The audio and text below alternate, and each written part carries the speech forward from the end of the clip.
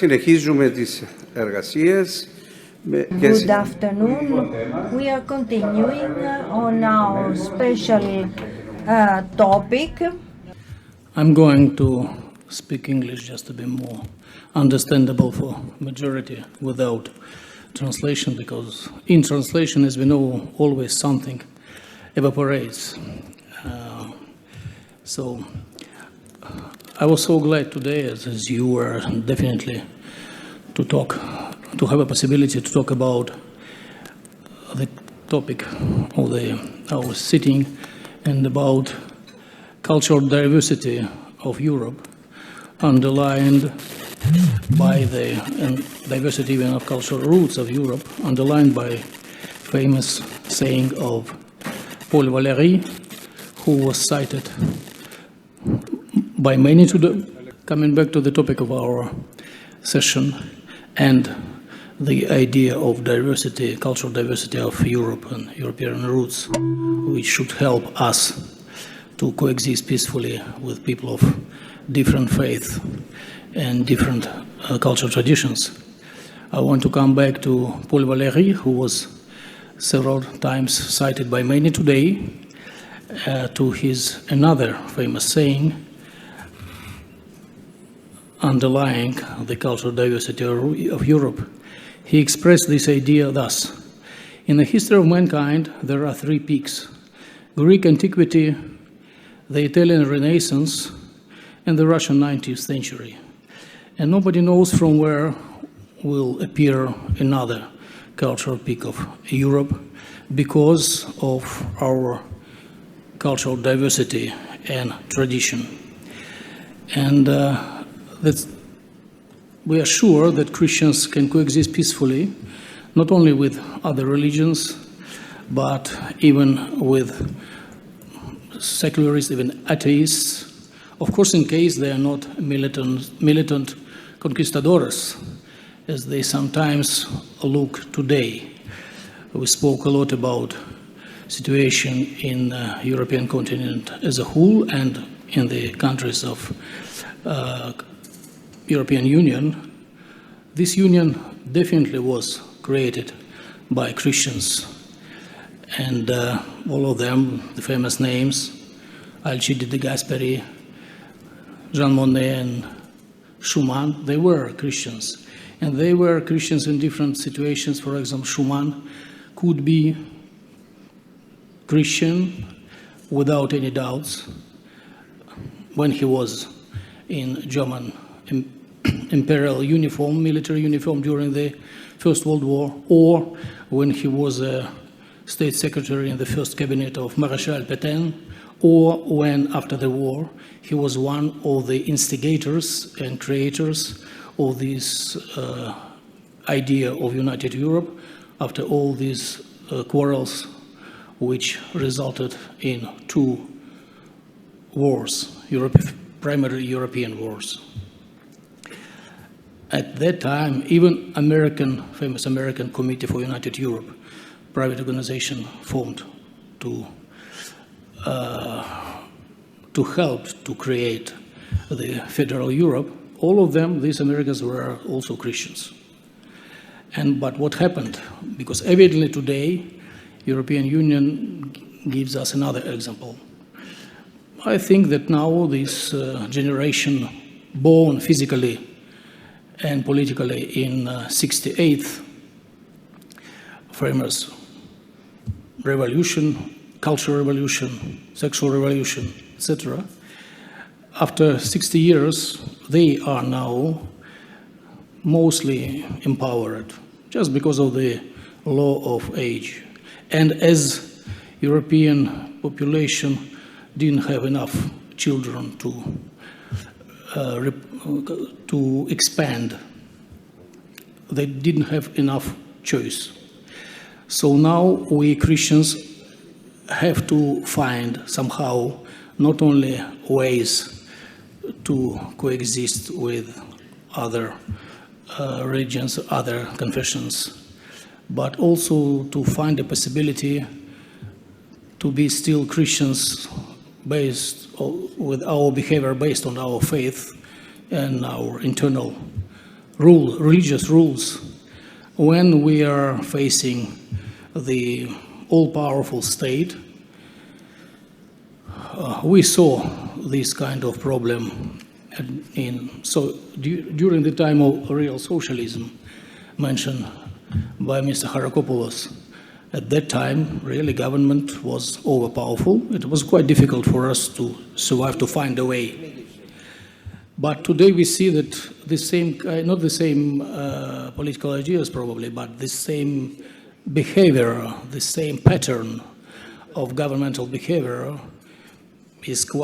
looks normal for many places in Europe, if not in all. And the main challenge for us today is not the other faithful people, but just the absolutist atheist state, not just a secular state. When secular state is okay, but when the state or state officials pretend to be all-powerful, really absolutist in their mind, it's really difficult. When government becomes so all-powerful as to request from a church to change even the internal church rules or church teaching, which happens many places and quite often now, it's really difficult. And this is a challenge. And I think for us it's very important to remember that today challenge is not our differences, cultural, religious, with our other believers, but necessity for us to resist and to try to keep ourselves in the hostile environment. And I wish to all of us the ability and capability to resist. Thank you.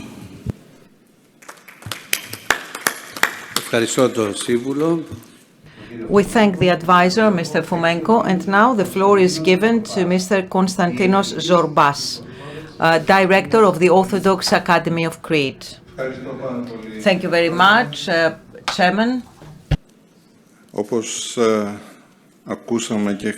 As we heard yesterday and today, and since the name of the late Bishop of Kissamos and Sellinos, Mr. Ireneos Gallinakis was mentioned, who was the founder of the Academy, let me remind that in 1993 in Ormilia, Chalkidiki, he was present himself. He had attended that meeting, and at the end of the meeting, in one of his texts, he wrote the following: without any doubt, the initiative of the Interparliamentary Committee is praiseworthy.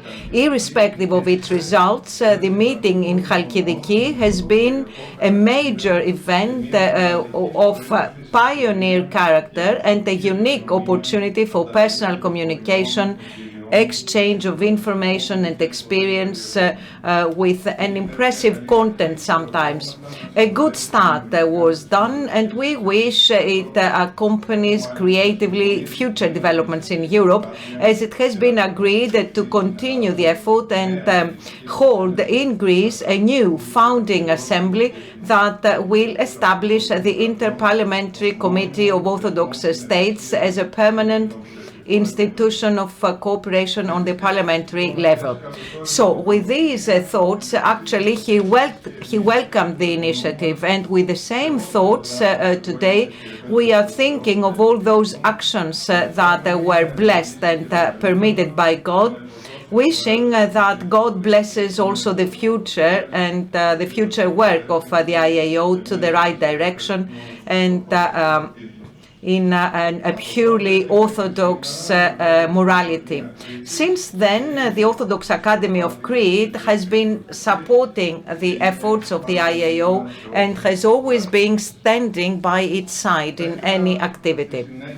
Now, I would like to start with a few thoughts based on what was mentioned in the morning session, and also from my experience in the European institutions. I would mostly like to refer to the European Union and mostly the Orthodox.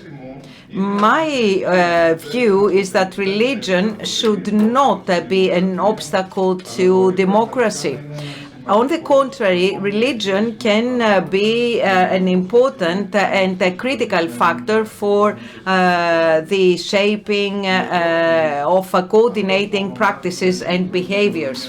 Europe, what we call the modern society of Western capitalist type, as mentioned by Mr. Tsironis, is fighting and must fight, but unfortunately it is frozen. This means that Europe has lost the sense of movement. When a society is forced to grow all the time, to speed up and push itself forward, but losing the sense of movement, then this society is in crisis. And the question is, does such a society need an ecclesiastic institution such as the church? It's a question that is raised both in the ecclesiastic framework, but also from the sociological viewpoint. Of course, if you want to disagree, you can easily find reasons to say, yes, churches and religions do not fit with our times. Religiousness is private, and each person constructs his own world in this religious pluralistic world. We don't need to mention that today we live in a very different Europe where the landscape of religious faith has changed. As Christian churches, we cannot consider as a given fact that European citizens identify with the national churches or specific beliefs. In the early 20th century, the ecumenic movement was speaking of a common house, a Europe where most citizens belonged to Christian churches. And there was even acceptance of the overall role of religion in public sphere. However, now we live in a Europe where the religious landscape has drastically changed, and religion may not be dead, but most people declare that they are spiritual people, but not religious people. And today, people may be attending the liturgical services in the churches in big cities, but in smaller towns or villages, the attendance is inadequate. So what is the point, the meaning rather of religion and church in such a Europe? What is the role and the responsibility of religion in such a Europe? So today there are feelings of fear and insecurity. But let me give some examples in the context of convergence and divergence, especially in terms of the daily life and the dialogue among institutional entities. As mentioned in the preamble by Mr. Mygdalis, who obviously expresses his fear over the future, while churches should express themselves, the only reference to religion is made in the invitation, page 35, where we read, representatives of churches, religious unions, communities, philosophical and non-confessional organizations were invited. That's all. But if we read the text more carefully, the reader may discover that there are more than 30 references to human rights. So we should stay here and wonder, has religion been replaced by human rights? And if yes, what could that mean? Let's remember in relation with the Catholic Church that the decisive turn was taken by the circular Pacem in Terris by Pope John XXIII in the early 60s, and also the text Gaudium et Spes of the Second Vatican Council of 1965, which has admitted that the Church, in the name of the Gospel, proclaims human rights. Now, concerning the Orthodox world that has taken part in the ecumenical discussions in the ecumenical movement, let's recall that the third pre-synodic Pan-Orthodox conference in 1986 has summarized the views of the Orthodox Church on human rights as follows. Since we keep proclaiming the incarnation of God and the deification of man, we are defending human rights for all people and all peoples.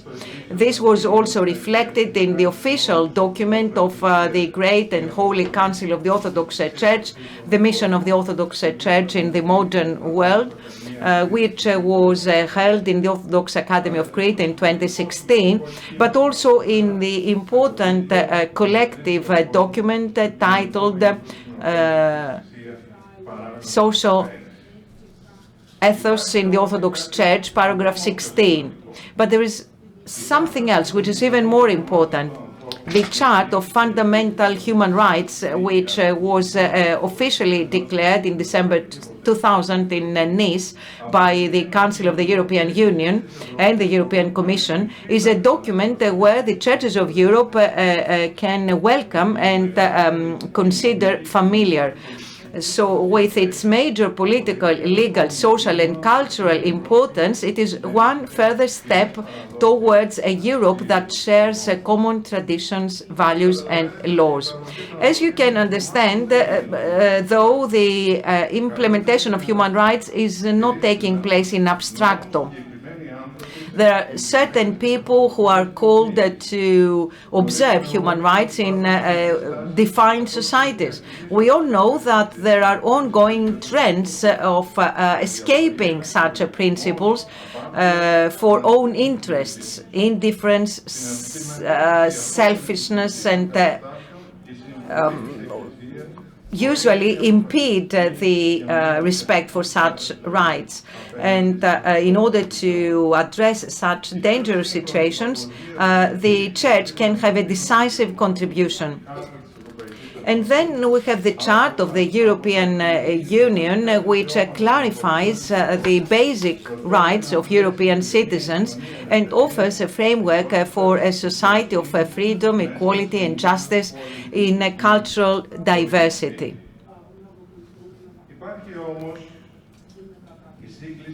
However, there is convergence and divergence if we go deeper into some articles of the Lisbon Treaty. As you know, and as it was mentioned this morning, there is Article 17 in the treaty, in the Lisbon Treaty, which in my view is even more important than any article on the churches, and I will explain why later on. But we should know that Article 17 does not work independently. For example, it works in combination with Article 2 of the Treaty for the European Union. And according to this article, first, the European Union recognizes the social, spiritual and cultural role of communities. The Union respects and does not affect the regime of churches and religious unions or communities. And even more importantly, for the first time in an official document, we see the term church. So this way it is recognized that the church is not just a member of a civil society, as we heard this morning, as it used to be in the Maastricht Treaty, but churches have a particular identity and a role, especially as to their social contribution, their importance in the shaping of the European culture, and the impact on the religious component in the European life. Has this article been activated by the churches and religious communities? No, not at all, I could say. This is what Mr. Mygdalis said, and it is confirmed that the meetings of religious leaders, the so-called religious summits that started during the term of Mr. Manuel Barroso, have contributed nothing significant. We never had a joint declaration. And indeed, in 2022, only 5 representatives of religious communities have taken part in such a summit, such a meeting, although the unity of the churches could be stronger in order to adopt a document for the end of the war, and so that the church could take over its role on social matters. I believe that especially after the year 2001, after the attack on the towers in the US, we all started talking about social cohesion. And this is why there was a major turn towards the churches and religious communities, which indeed are fighting, but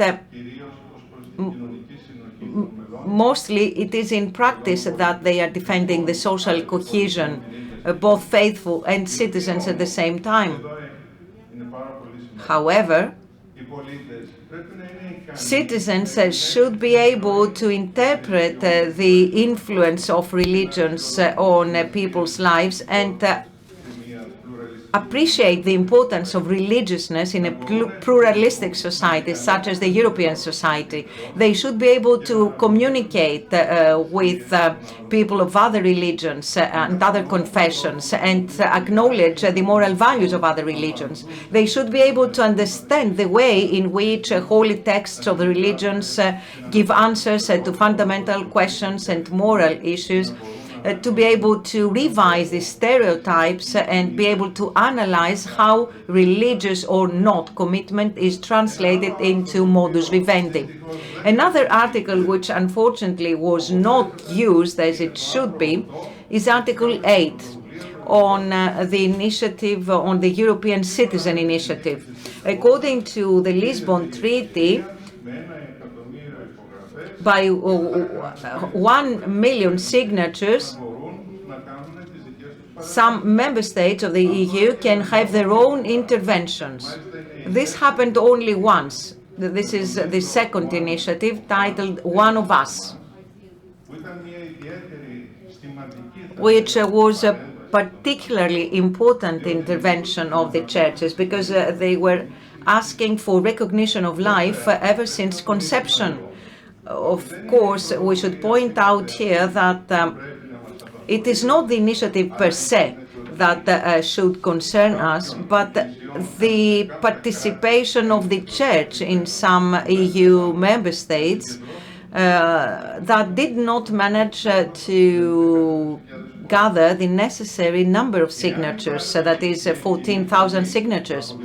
If there were a common voice on the side of COMECE in Brussels, that would be feasible. It would have been feasible because that would involve some convergence.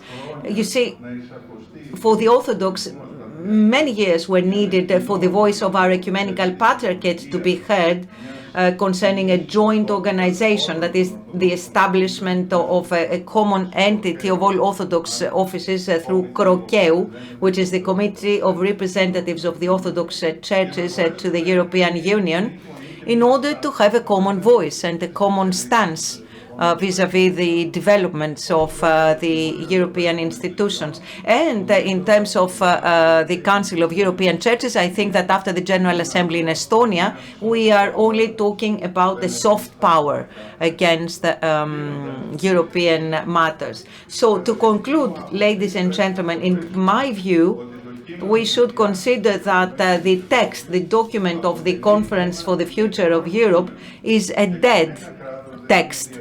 And no state is willing to go into a new process of amendments to the Lisbon Treaty.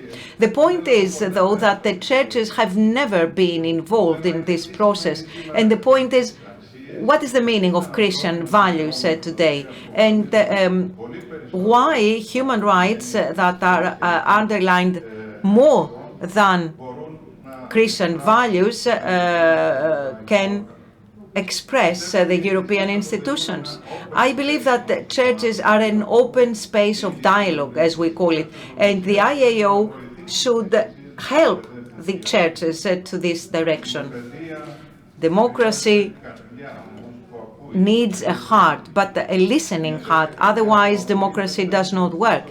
And such a listening heart cannot fall from the sky. We need to prepare it in order for European democracy to allow the EU to define itself.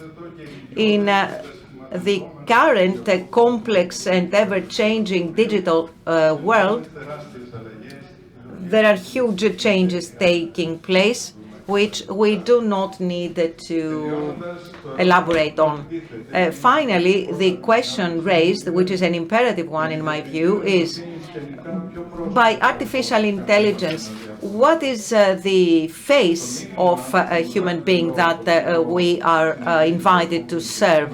In Jacques Delors' message, which is repeated today, giving a soul to Europe, so in this message, eventually we needed to make an amendment and say giving directions for people who make the decisions. This is the need for political parties of the Orthodox countries to place their political theory and practice under the prism of Orthodox truth. In this transition, where with many difficulties and resistance, the largest part of the European Orthodoxy is trying to be disengaged from the ideological vehicle that could move the global history without God, a vehicle that was constructed by the West, but then the West refused to test this vehicle on its own territory, and the experiment was made on the body of Orthodoxy. So this enthusiasm is understood, but it is also very dangerous if it is not accompanied by knowledge and awareness. And we should point out with sadness that ignorance of Orthodoxy is a dominant phenomenon in the field of leadership, and even more on the level of European institutions. For example, they may forget that it is not the people who save Orthodoxy. On the contrary, it is Orthodoxy that saves, rescues people. And this is exactly why the Orthodoxy cannot surrender to the processes of instrumentalization. So Orthodoxy cannot become a simple instrument for works that are alien to its substance and mission, because the only essence and mission of the Church is equal presence in decision-making and all dialogue for the future of the European Union. Thank you. Thank you, Mr. Zorbas. And now, Mrs. Letizia De Torre, representative of the International Center Movement of Politicians for Unity. I would like to ask all the speakers to remain within the limits of time allotted to them, no more than 6 minutes, in other words. Dear participants and dear Mr. Maximos Charakopoulos and advisors and organizers and members of the I.A.O, thank you for the invitation to this important assembly. I extend the greeting of the President of the Politics for Unity movement, Dr. Javier Baquero Maldonado. At the convention 1,000 Cities for Europe, which the Politics for Unity movement organized in 2001, together with the city of Innsbruck, precisely to contribute to an ideal growth of Europe, Chiara Lubich said, "There is holiness at the roots of Europe, and not only of what history has given us, but also of the Europe that we are building today. as witnessed by some figures of the father of a united Europe. Yes, as it was said, the founders of Europe are now a point of reference in history, the pride of Europe. Monet, Schuman, Adenauer, De Gasperi, Spaak, whose collaboration led to the historic Paris Declaration of the 9th of May 1950. They were people without personal interests, with responsibility toward their country, yet capable of giving priority to the common interest over even legitimate national interests. Politicians aware of having to fulfill an historic mission. But what values guided them? Some of them were profoundly Christian, to the point, for two of them, of reaching sanctity, which is in the process of being recognized by their church. Others were imbued with great ideas, that European humanism to which Christianity undoubtedly contributed greatly. I cannot analyze how the political action was the application of those values.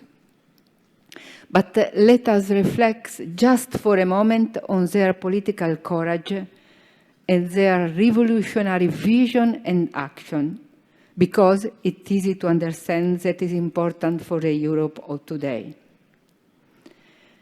Their action was based on reconciliation and overcoming of resentment against Germany, beating swords into plowshares, transforming coal and steel from tools of war into tools of peace, equality with no domination of one people over another people, common laws and institutions, which in fact make war impossible.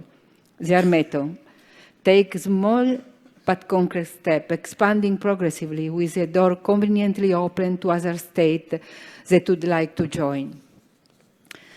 Their starting point as their goal was peace, a worldwide brotherhood. Schuman stated, unite Europe prefigure the universal solidarity of the future. And De Gasperi, the ultimate meaning of the project is fraternity among peoples. What does this experience teach us today? This is linked with the fifth suggestion of Father Manuel Barrios Prieto. We need men and women without personal interest and with a strong ethical motive, who know the past, but are not blocked by it, and know how to envision a different future, a future beyond the current structure, without stopping at existing limits or borders that can divide humanity. From up here, the earth is beautiful, without borders and boundaries, Yuri Gagarin, the first man into space, said in 1961. Capable of looking at other people as someone equal to you, capable of identifying fields in which to cooperate for a larger supranational common homeland. David Sassoli, who died a year and a half ago while president of the European Parliament, a convinced Christian and pro-European, in his last speech stated, Europe, above all, needs a new project of hope, a project that unites us, a project who can embody our union, our values, and our civilization. The Europe we naturally look to, if only because we are from all these countries, is obviously larger than the Union. It is that of the entire continent, from the Atlantic to the Urals. Sovereign states that perhaps choose not to join the European Union, as was the case of England, states that wish to join the European Union but are not yet able to, or states that currently do not even aspire to a peaceful relationship with the European Union. Whatever the contingent situation, a creative and enterprising political capacity is always required on the part of all the actors to build a neighborhood policy or simple international relation based on the good of our people. If you adhere to this perspective, and above all, if you want to implement it according to the gospel, we must, first of all, contribute to silencing the sound of weapons and starting a serious process of reconciliation.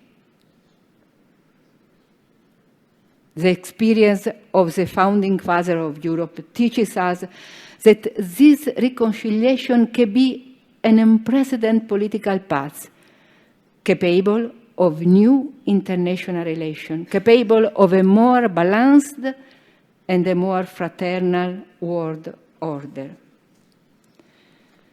Pope Francis underlines this on the 9th of June to the European People's Group.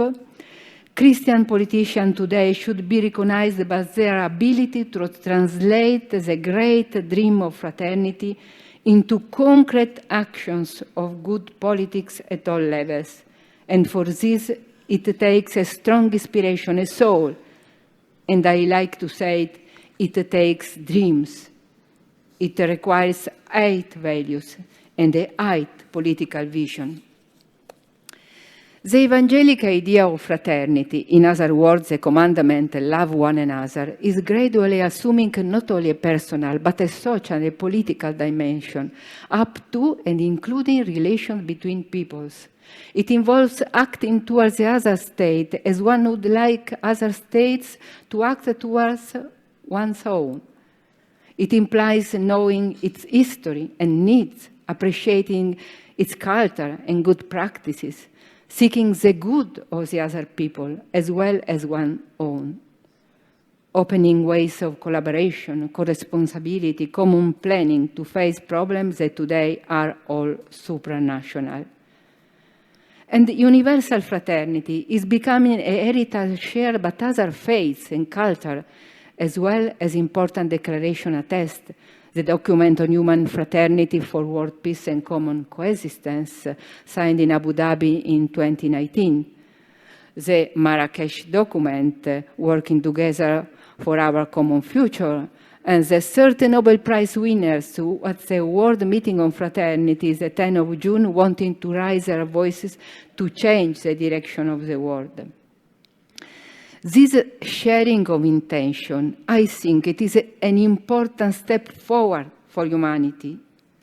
Yes, because you can face today's great challenges, from the climate ones to the sensitive ones, such as, for example, the end of life, only together, dialoguing and deepening the position of the other.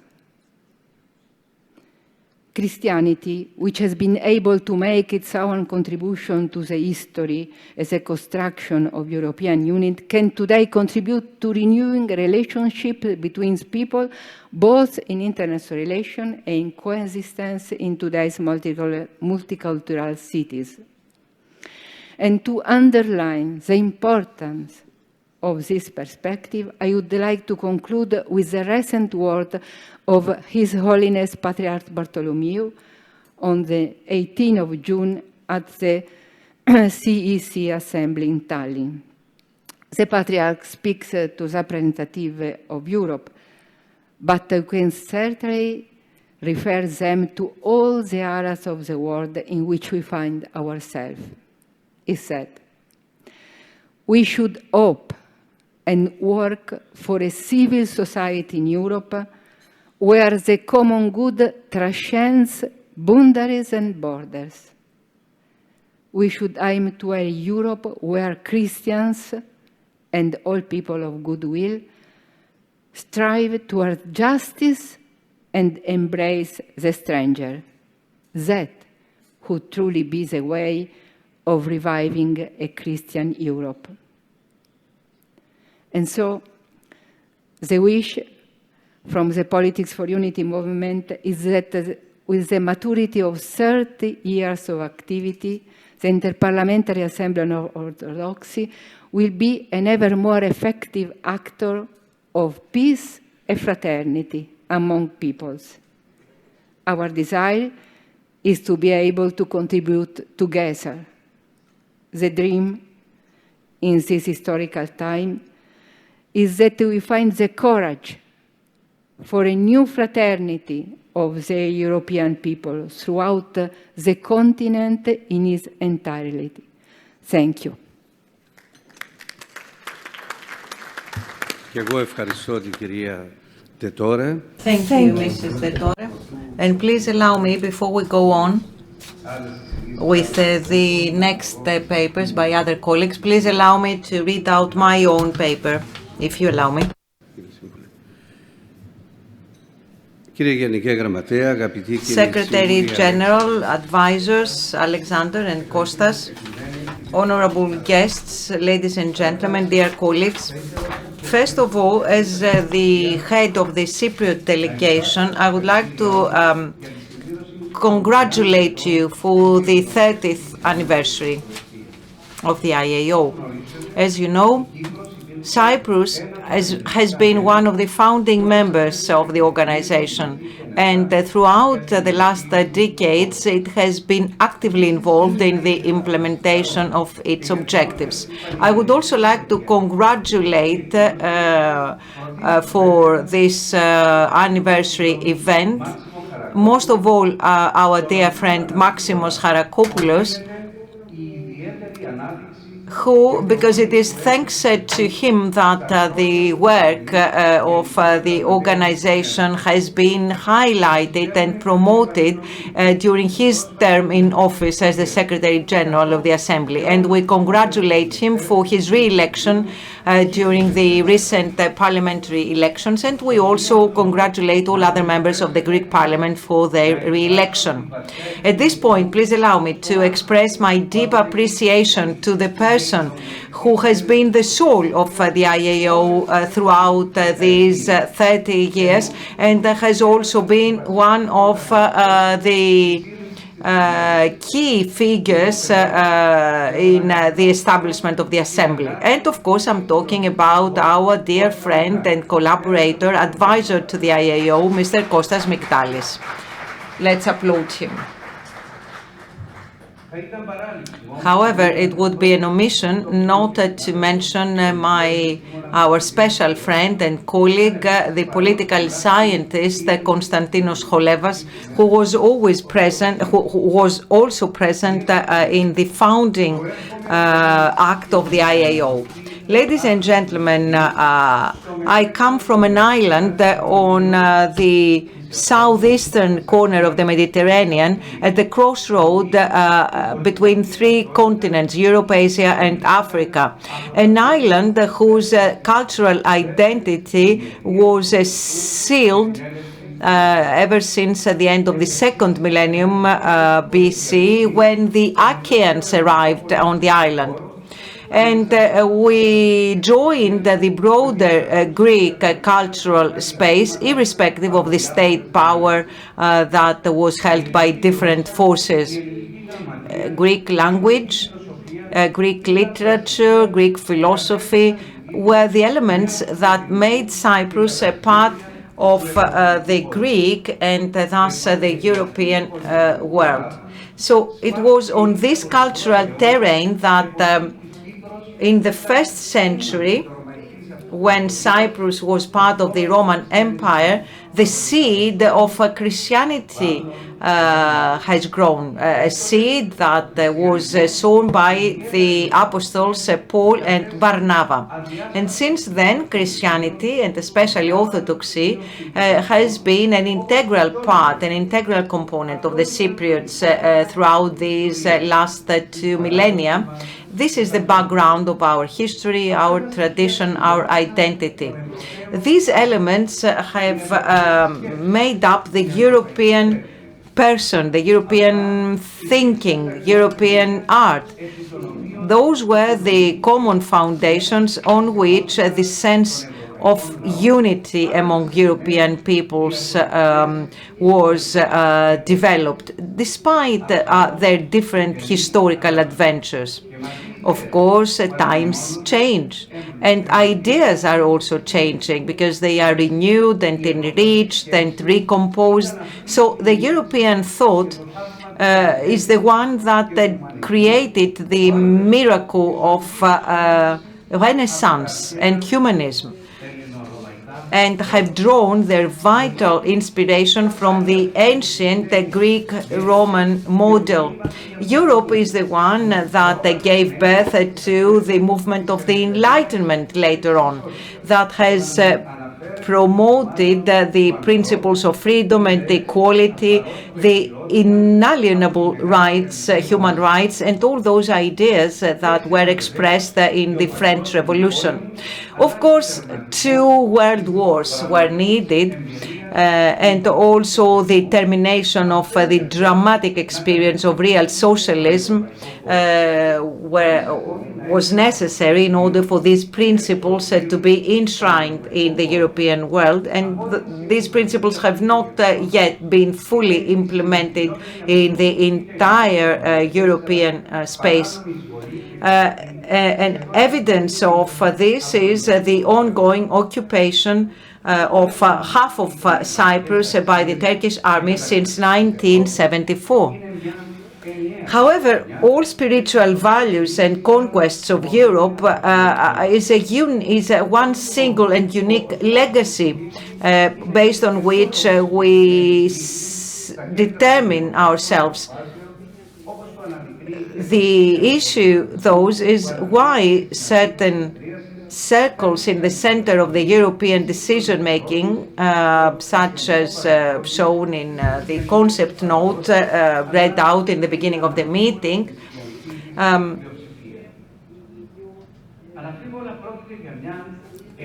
go against the Christian past and Christian traditions of contemporary Europe.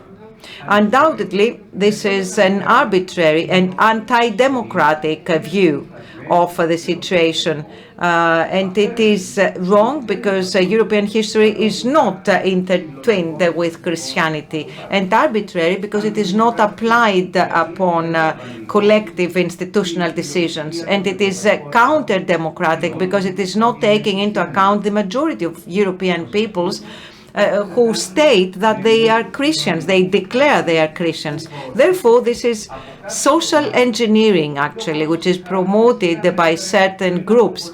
And as typically mentioned many years ago by Albert Camus, the European culture is initially a pluralistic culture. It's the type of the diversity of thoughts, oppositions, different values, and ongoing dialectic. This pluralism was the foundation of European freedom. Unfortunately, the phenomenon of the authoritarian and obsessive intervention in historical truth is not limited only in the Christian dimension of the European developments. On the contrary, we see movements prevailing and becoming stronger, which challenge the cultural achievements of Europe, such as woke movement, where in the name of liberation from racist and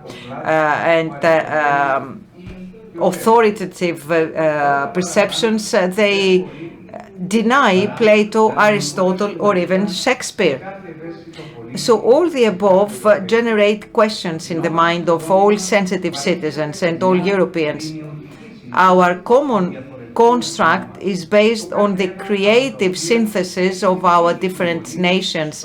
And each nation has its own contribution in the single European culture. And we need to preserve this wealth, and we needed to leave this wealth as a legacy for the future generations, and not continue living in a Europe that has no nerves, no roots, a pale Europe without any identity, without any history. Because Europe has never managed to survive without maintaining its umbilical cord with the achievements of the past. If this umbilical cord is cut out, then Europe will decline. We want a Europe that will be alive and powerful, united, strong, and the leading force in the world. We want Europe to be the defender of human rights and fundamental freedoms, based on the principles of Orthodoxy and Christianity, which are identified with the principles and values promoted by Europe, and also the values of the rule of law.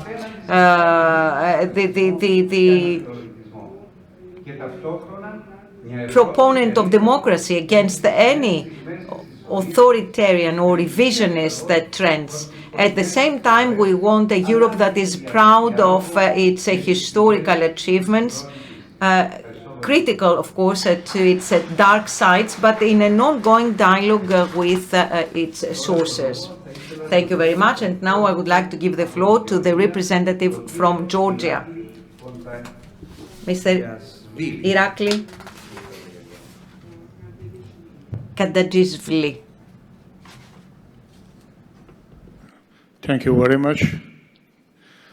Ladies and gentlemen, dear colleagues, greeting to you all. First, let me congratulate you on the anniversary of the International Assembly on Orthodoxy and wish you a successful work. 13 years is not a little time for an organization.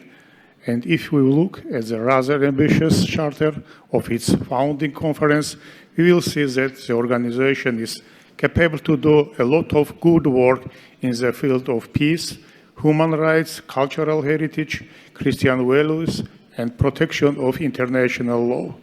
Christianity and its values, followed by our countries and peoples, are not only the most important tradition for us, but our present and future as well. The themes of our assemblies is 30 years of I.A.O, facing new challenges, before new perspectives. And while talking about the new challenges, first and utmost, we cannot avoid mentioning the great tragedy between Orthodox Christian nations, which has already brought unjustified human sacrifice, economic and ecological damage. Russian invasion of Ukraine undermines modern values and fundamental principles of the rules-based international order. It was the beginning of the war that affected us all. During the last 30 years, Georgia very often experienced Russian aggression. As you know, we had a full-scale war with Russia 15 years ago. Our country has suffering huge human losses, and 20% of our territory is still occupied. It is a fact that today's Europe faces a number of challenges, and one of the most important amongst them is the future formation of Europe's future architecture. While talking about this issue, we must take into account Europe's Christianity foundation, the Christian roots and values that has always built and brought the modern Europe up to date and today. It is a firm promoter of democracy across the world with its human rights focused Europe of social welfare. For that reason, I strongly believe that it is in this discussion, it is very important to talk about the Christian views that has played undeniably strong role in developing a European civilization. Georgia, as a country and nations bearing the ancient Christian civilization, always fought and is still fighting not only for maintaining of these very values, but also for their harmonious integration with the present challenges. Therefore, it is very important for my country, which is standing on the path of European integration, to see the Christian values being preserved in the context of globalization politics and in the process of formation of the future of Europe, being at head of the fundamental European idea. For that reason, we should join the call regarding the topic of today's session, the role of Christian values in European and the word convergences and divergences. And note that we all have to acknowledge that significance of religious values in the context of globalized politics and admit that Christianity values and vision should be taken into account while shaping high social values, solving existing problems of society, people, and the relation in general. As politicians, we need to focus more on doing concrete things if we want to change the world for the better, and for that reason we need to use all the instruments at our disposal. And finally, deriving from the above said, I strongly consider that it is a high time for our Assembly to implement up-to-date and tangible reforms in its structural and organizational arrangement, thus becoming organization corresponding the world challenges in today's emerging realities. Thank you for your attention, and once again, happy anniversary. Thanks.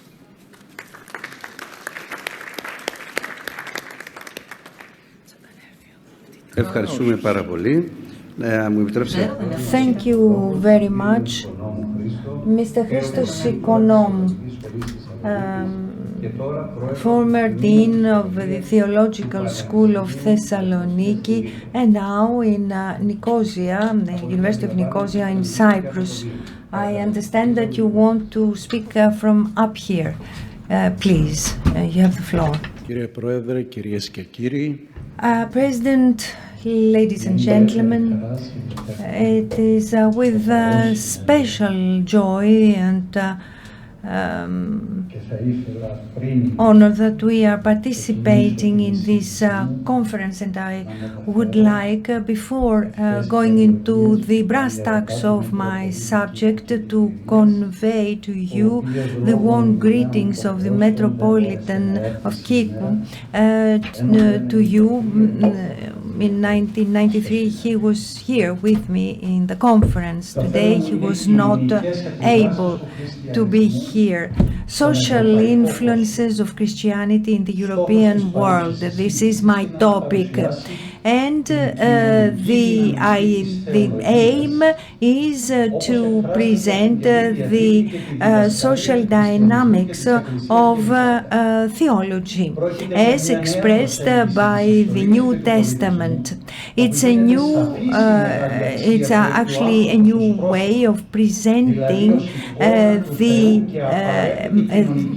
man as in the image of God and as social unity, that identity that is necessary for the world to go ahead.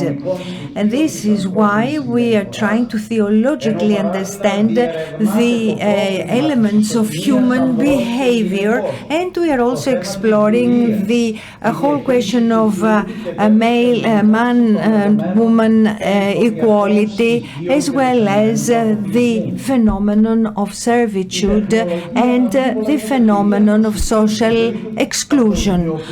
Technology is the main element in the life of the globalized man of the 21st century. This is why all scientific centers in the world give priority to all forms of technology with a tendency to excess that bring the man to the secondary position after the engines. And this is a hierarchy that is followed also in the economic philosophy of advanced states and of Europe thereof. The result of these trends is the downgrading of modern civilization, resentment of values of peace, of human rights that take second position face to those powers that want to alienate the human person for their own benefit. And we are talking today about the civilization of civilizations and the civilization of politics. There is an imitation of Pax Romana today, and this is what governs the war conflicts between modern superpowers. On the other hand, the international terrorism, no matter where it comes from, and the wars in the Ukraine, in the Middle and Far East, famine and underdevelopment compose today's reality. Adding on to the environment, contamination, the contamination from bombs and weapons, especially in my country, Cyprus. Cyprus is a provocation, the continuing provocation for half a century, because Cyprus has been under occupation for half a century. Can we speak of civilization and human rights when the human rights of refugees, the missing ones, are still under the boot of Attila? We are focusing our attention onto four elements, 4 points of the New Testament and the social impact of Christianity on the world today. The equality between man and woman has taken on dimensions thanks to the feminist movements, whereas the scientific truth is the one that brought the equality between men and women through the teachings of Jesus Christ, the New Testament, and was imposed through the centuries as a basic human principle. As for servitude, worldwide phenomenon about which even philosophers spoke. The slaves, it is their body that makes them slaves. Management of wealth, the terrible condition in the European space where you have rich and poor countries, and finally the marginalized elements and excluded marginalized elements in society that have taken on huge dimensions within the schools in Cyprus, Greece, and internationally. We have, in fact, terrorist attacks perpetrated by young children. The New Testament is known for its social sensitivities and for their contribution for the reversal of the socio-political elements of their times. And even nowadays, the New Testament stresses the need for a world where morality and values will prevail, whereby each and every human being can make his voice heard and bring to the center the man, a man whose value is unique and not to to be repeated. As the evangelical word says, each human person is irreplaceable and the value of his or her life is inestimable. This is the person that we all serve by offering them a modern education, but also a moral education as shaped by the New Testament. It was thanks to this teaching that the world can now stop the alienated course of a human being and restore a human being to its beauty, and not as a fallen individual that has nothing more to do but await death. Based on the descriptions that I made, we could make the following anthropological and sociological observations. First of all, man was created by God as a singular entity composed by matter and by spirit, by body and soul, as we know from the creation. The importance of this reference marks not only the material being of man, but also the spiritual being that could lead to sanctity, since man is made in the image of God. Second, creation of civilization, which exists in the six-day creation of society with the multiplication of the human species and the prevalence of man over the other creations of God, but in a sense of equilibrium.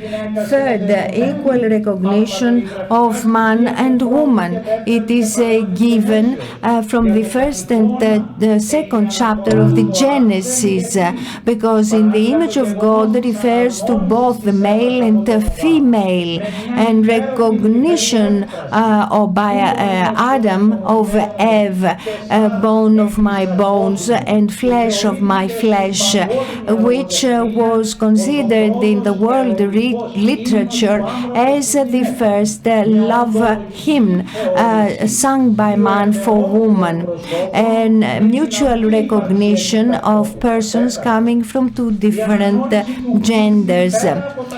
Fourth, the recognition of the Maker above and beyond his creations, which is a hymn to the triune God by exceeding idolatry, and at the same time individual self-deification of each and every man.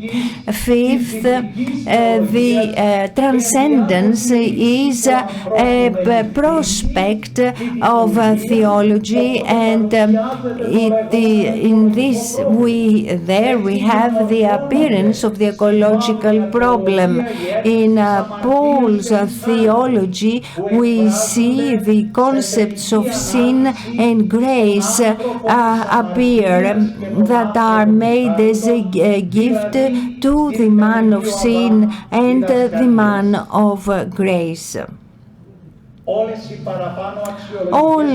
these remarks are elements that are very clearly depicted in the Father's works, and they are developed as theological, anthropological, and social perspectives that give sense to the historic course of man. All the patristic literature that underline the tripartite division of divine economy. First phase, Israel, where the Godfather is prevalent. In the second phase, it is the center of salvation, and there it is Jesus Christ and his action, dividing history between before Christ and the era after Christ. In this divine economy, the third person of the same Trinity comes into the play, the Holy Ghost, and this gives us the criterion of civilization. There is an eschatological vision of the history of the world, starting with the Old Testament and arriving to the newer patristic tradition, going towards the eschata in a prophetic manner. At this point, I would like to underline that we do not identify the gospel with an unlimited socialism or a philosophical system, and even more so, we do not want to claim that Christ is simply a social revolutionary or a reformer of the world better than some others with more advanced ideas. What I want to render clear to you all is the fact that in the biblical theology, Jesus Christ is the Son and Word of God that became man, that became human, lived among us, revealing His glory and making us a gift of the truth. And the Word became flesh, and that is the Redeemer and Savior of humankind from the servitude of bodily powers and the essence of death. Ladies and gentlemen, through this framework in the New Testament, the social dynamics of theology has an eschatological social character. In other words, what I want to underline is the fact that God loved the world so much that He delivered to death His Son in order to save eternally humans. God did not send His Son to the world in order to condemn the world, but in order to save the world. Thank you very much.